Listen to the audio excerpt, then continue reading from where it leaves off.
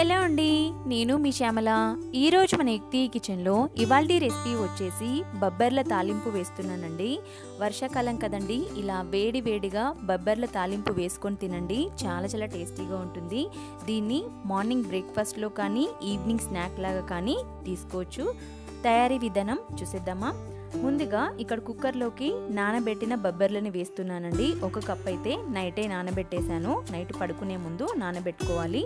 Water వంపేసి ఇలా cooker గిన్నెలోకి వేసేసుకొని ఇందులోకి సరిపడా వాటర్ని వేసేసుకోండి. చూస్తున్నారు కదా, ఇలా బొబ్బర్లు మునిగేంత వరకు వాటర్ వేసుకోవాలి. ఆ తర్వాత కొద్దిగా సాల్ట్ని కూడా వేసుకోండి. సాల్ట్ని వేసేసుకొని కుక్కర్ మూతను పెట్టేసుకొని ఒక 2 విజిల్స్ వచ్చేంత వరకు మీడియం ఫ్లేమ్లో ఉడికించుకోండి. ఇక్కడ 2 విజిల్స్ వచ్చిన తర్వాత చూపిస్తున్నాను చూడండి. నానబెట్టి ఉడికించుకుంటే బొబ్బర్లు అనేవి చక్కగా ఉడికిపోతాయండి.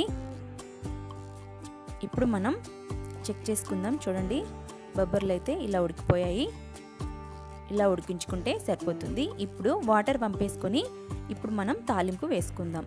తాలింపు కోసం స్టవ్ ఆన్ చేసుకొని స్టవ్ మీద ఒక ప్యాన్ పెట్టేసుకొని అందులోకి ఒక 1 టేబుల్ స్పూన్ వరకు ఆయిల్ని వేసుకొని ఆయిల్ హీట్ అయ్యాక అందులోకి పోపు దినుసులని యాడ్ చేసుకోండి.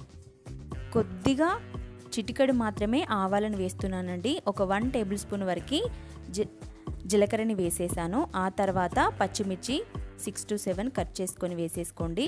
2 రెమ్మల కరివేపాకుని కూడా వేసేసుకోండి. ఇందులోనే సన్నగా తరిగి పెట్టుకున్న ఉల్లిపాయ ముక్కలు వేసేసుకోండి. ఒక ఆనియన్ అయితే తీసుకున్నాను, ఇలా తరుక్కొని వేసేసుకోవాలి. ఇందులోనే ఆయిల్లో కచ్చా పచ్చగా దంచుకున్న వెల్లుల్లిని వేసేసుకోండి. వెల్లుల్లి మరియు జీలకర్ర వేసి దంచానండి. పోపులో అంతా వేసేసుకొని ఇలా ఒక 2 నిమిషాల పాటు ఆనియన్స్ వేగిన తర్వాత కొద్దిగా పసుపుని వేసేసుకోండి.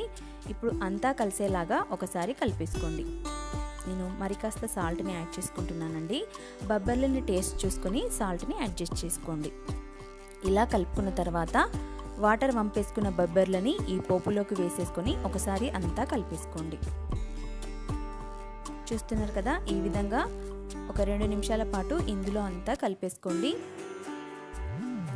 ఇలా కలుపుకున్న తర్వాత స్టవ్ ఆఫ్ చేసే ముందు కట్ చేసుకున్న కొత్తిమీరని వేసేసుకొని ఒకసారి అంతా కలుపుకొని స్టవ్ ఆఫ్ చేసేసుకొని సర్వ్ చేసేసుకోండి. చూసారు కదండి, వేడి వేడిగా బొబ్బర్లు తాలింపు అయితే రెడీ అయిపోయింది.